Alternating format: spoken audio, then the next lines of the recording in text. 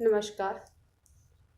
आज फिर एक बार मैं आप सबके सामने एक बहुत ही गंभीर टॉपिक के साथ आई हूँ। और वो टॉपिक है कि लोग सुसाइड क्यों करते हैं। आप भी सोच रहे होंगे कि ये दिमाग में मेरे ख्याल कैसे आया इस विषय में बोलने के लिए। उसके पीछे कारण है। पिछले कुछ दिनों से लगातार कुछ न कुछ ऐसी खबरें सुनने को मिल रही हैं। 14 तारीख को सुशांत सिंह राजपूत ने आत्महत्या कर ली। अभी 27 जून को ही हमारे ही शहर के एक छोटे से दुकानदार ने आत्महत्या कर ली, क्योंकि 2-3 महीनों से उसका बिजनेस चल नहीं रहा था अच्छे से। पहले लॉकडाउन की वजह से और फिर उसके बाद आर्थिक मंदी की वजह से। अभी 2-3 दिन पहले ही मैंने खबर सुनी कि कोटा राजस्थान में एक प्राइवेट स्कूल टीचर ने आत्महत्या कर ली, क्योंकि पिछले कई दिनों से उसे सैलरी वगैरह पिछले 2-3 महीनों से नहीं मिली थी। इसका मतलब कि इंसान के अंदर कुछ डिप्रेशन आता है, तभी सुसाइड का ख्याल आता है। अब बात ये करते हैं कि डिप्रेशन आता ही क्यों है।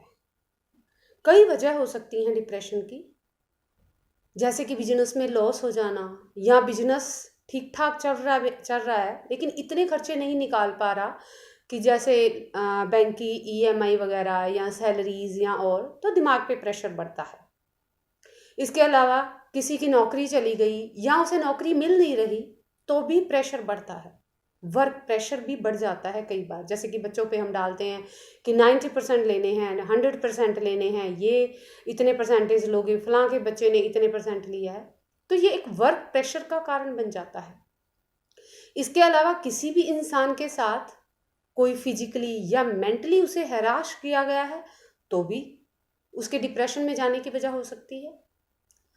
प्यार में किसी को धोखा मिला हो, ये वजह भी हो सकती है। वैवाहिक संबंध भी अच्छे ना हो, ये वजह भी हो सकती है। या फिर कोई इंसान नशे की आदत से मजबूर है तो उस वजह से भी वो सुसाइड कर लेता है। तो अब हमें ये तो पता है कि इन कारणों से इंसान डिप्रेशन में जाता है। तो वो डिप्रेशन में जाने से पहले दुखी होगा, लेकिन फर्क पता होना चाहिए कि डिप्रेशन और दुख में फर्क क्या है। दुख, मान लो किसी की नौकरी चली गई और वो दुखी है, ठीक है, 2 दिन दुखी है, 3 दिन दुखी है, एंड आफ्टर दैट उसने डिसाइड किया कि कोई बात नहीं, मैं दोबारा ढूंढूंगा जॉब या कोई और काम करेंगे। That is called positivity. इसका मतलब उसने अपने दुख से सुख में जाना सीख लिया, उसने अपने अंदर पॉजिटिविटी क्रिएट की। इट मीन्स वो बंदा जो है वो डिप्रेशन में नहीं जाएगा।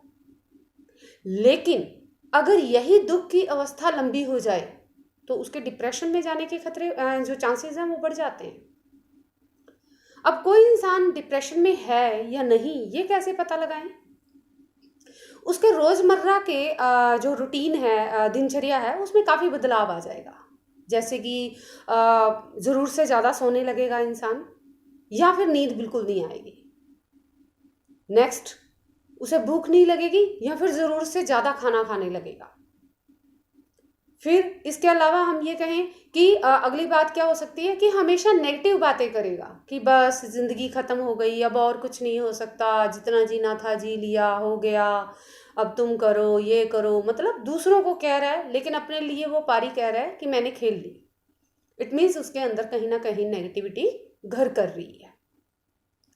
इसके अलावा और क्या उसके लक्षण हो सकते हैं कि वो अपने घर वालों को, अपने आस पड़ोस या फिर अपने फैमिली मेंबर्स को अपने फाइनेंस या अपनी प्रॉपर्टी के बारे में जिक्र करने लगता है कि देखना, उससे इतने पैसे लेने हैं, या ये उसके इतने देने हैं, या ये प्रॉपर्टी हमारी है, ये प्लॉट हमारा है, ध्यान रखना, ये करना।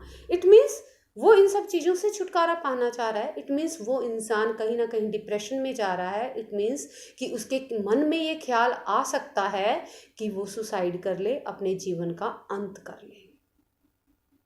अब ये तो पता चल गया कि डिप्रेशन होता क्यों है और कैसे होता है।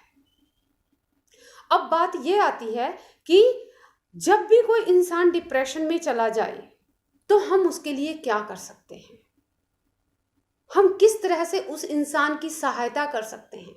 जब इंसान हमेशा नेगेटिविटी से भर जाए, नेगेटिविटी की बातें करने लगे, तो इसका मतलब साफ सिग्नल होगा कि उस इंसान को हमारी मदद की ज़रूरत है और हमें हमेशा उसकी मदद के लिए तैयार रहना चाहिए। हम उस इंसान की मदद कैसे कर सकते हैं, मैं इसका जिक्र जरूर करूंगी अपनी अगली वीडियो में। शुक्रिया, धन्यवाद।